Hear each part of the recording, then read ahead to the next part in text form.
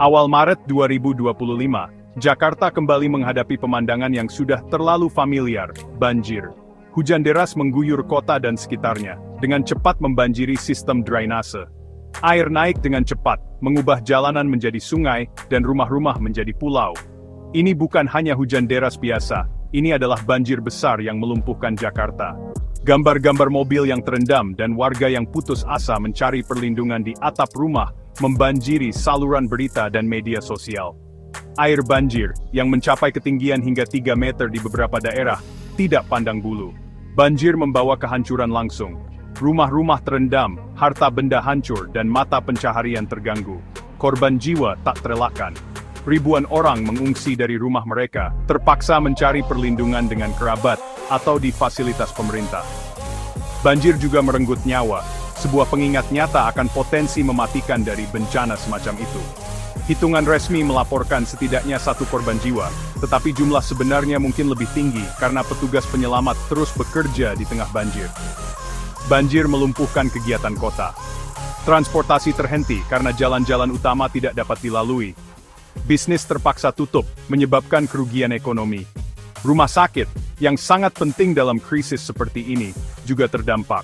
Beberapa mengalami pemadaman listrik, sementara yang lain harus mengevakuasi pasien karena air banjir menembus dinding mereka.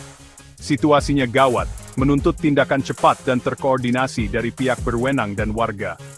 Banjir Jakarta tahun 2025 adalah peringatan keras, pengingat nyata akan kerentanan kota terhadap kekuatan alam. Namun, seiring surutnya air, semakin jelas bahwa banjir ini bukan semata-mata akibat fenomena alam.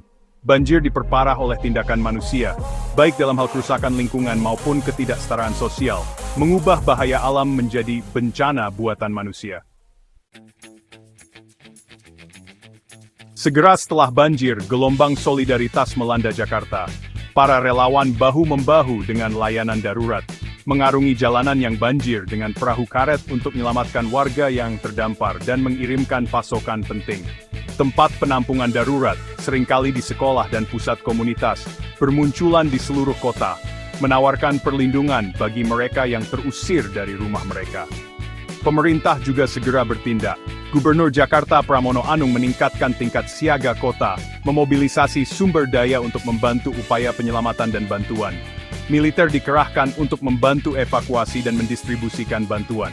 Makanan, air bersih, pakaian dan obat-obatan diberikan kepada mereka yang berada di tempat penampungan, menawarkan bantuan di tengah kehancuran. Namun, jalan menuju pemulihan panjang dan sulit. Banyak keluarga yang mengungsi, terutama mereka yang tinggal di permukiman informal, mendapati diri mereka tidak memiliki apa-apa selain pakaian yang mereka kenakan. Banjir telah menghanyutkan rumah, harta benda, dan seringkali mata pencaharian mereka. Trauma akibat peristiwa tersebut, ketidakpastian masa depan, dan hilangnya semua yang familiar membebani pikiran mereka. Situasinya sangat mengerikan bagi keluarga yang direlokasi karena proyek pembangunan seperti Pantai Indah Kapuk II. Banyak yang telah dipindahkan ke daerah rawan banjir, akibat pembangunan yang tidak terencana dengan baik dan infrastruktur yang tidak memadai. Nasib mereka menyoroti ketidaksetaraan sosial yang diperburuk oleh banjir, di mana yang paling rentan sering menanggung beban bencana. Banjir Jakarta tahun 2025, meskipun dipicu oleh hujan deras, diperparah oleh interaksi kompleks antara kerusakan lingkungan dan faktor sosial ekonomi. Kota yang dibangun di dataran rendah pesisir ini, tenggelam dengan kecepatan yang mengkhawatirkan, diperkirakan 15 cm per tahun. Penurunan tanah ini sebagian besar disebabkan oleh pengambilan air tanah yang berlebihan, akibat urbanisasi yang cepat, dan pengelolaan air yang tidak memadai. Memperparah masalah ini adalah pembuangan sampah yang merajalela ke sungai dan kanal kota. Kantong plastik, botol, dan puing-puing lainnya menyumbat sistem drainase, mengurangi kapasitasnya untuk menangani curah hujan bahkan yang sedang. Situasinya semakin diperparah oleh rusaknya hutan bakau, ekosistem pesisir vital yang bertindak sebagai penyangga alami terhadap gelombang badai dan naiknya permukaan laut.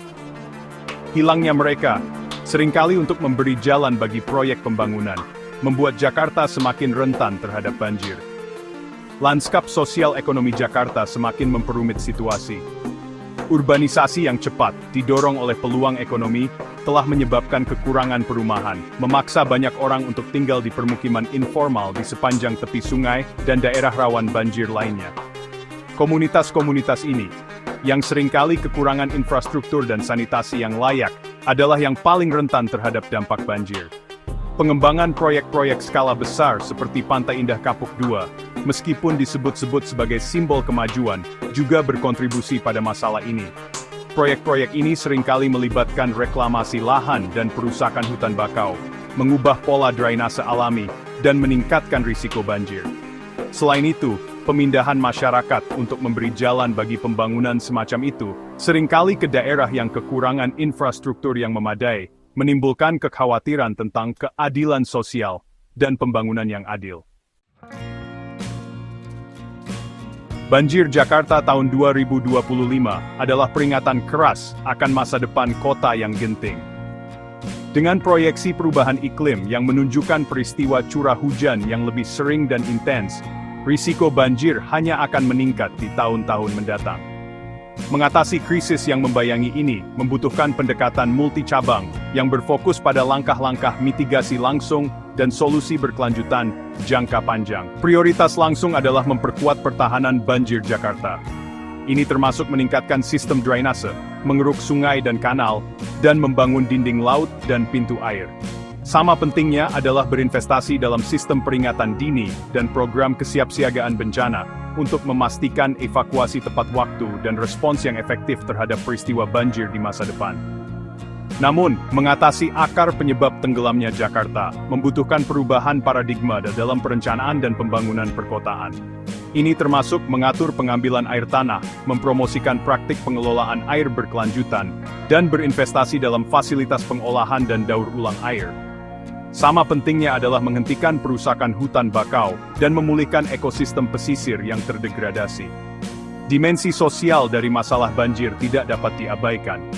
Memastikan bahwa semua penduduk memiliki akses ke perumahan yang aman dan terjangkau, terlepas dari status sosial ekonomi mereka, sangatlah penting. Ini membutuhkan komitmen terhadap pembangunan perkotaan yang inklusif, di mana kebutuhan yang paling rentan diprioritaskan, dan masyarakat tidak tergusur demi proyek pembangunan. Banjir Jakarta tahun 2025 adalah seruan untuk bertindak, sebuah pengingat bahwa kita tidak dapat melanjutkan jalur kerusakan lingkungan dan ketidaksetaraan sosial. Masa depan Jakarta, dan tentu saja banyak kota pesisir di seluruh dunia, bergantung pada kemampuan kita untuk belajar dari bencana ini, dan membangun masa depan yang lebih berkelanjutan dan adil bagi semua.